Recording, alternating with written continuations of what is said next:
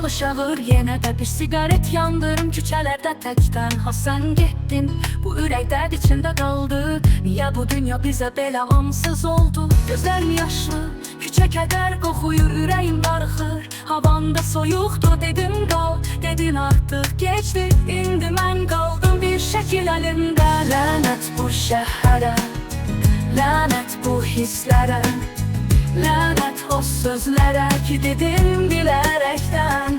Mən qaldım gecələrdə, mən qaldım dərdlərdə, mən qaldım qəhərdə ki hər gecə məni öldürür.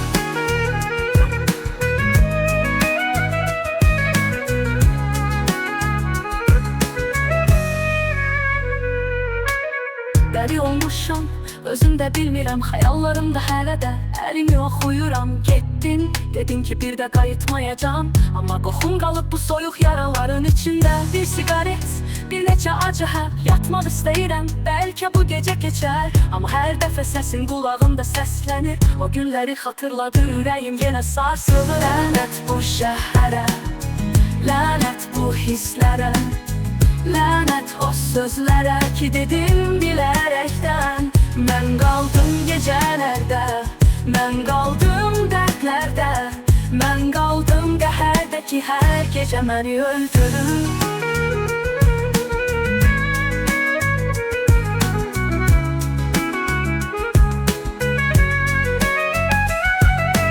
Getdim, bu ürək hələ də əsir, şəhərin küçələrində səsin yenə itir. Ara getsəm, xatirələrim dərir, lənət bu dərdlərə ki səni xatırladı.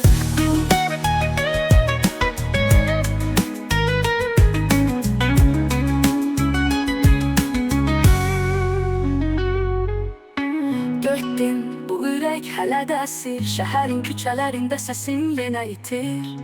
Hara getsəm, xatirələrin gəlir. Lənət bu şəhərə, lənət bu hisslərə, lənət o sözlərə ki dedim bilərəkdən.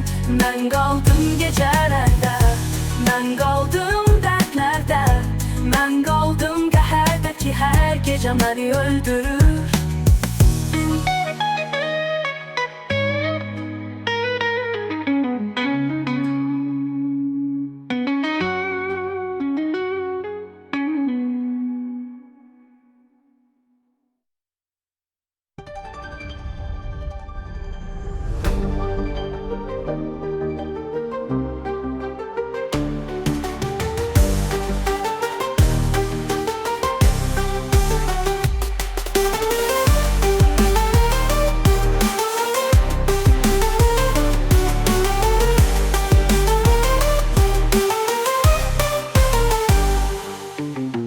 Getdin, bu ürək hələ də əsir, şəhərin küçələrində səsin yenə itir.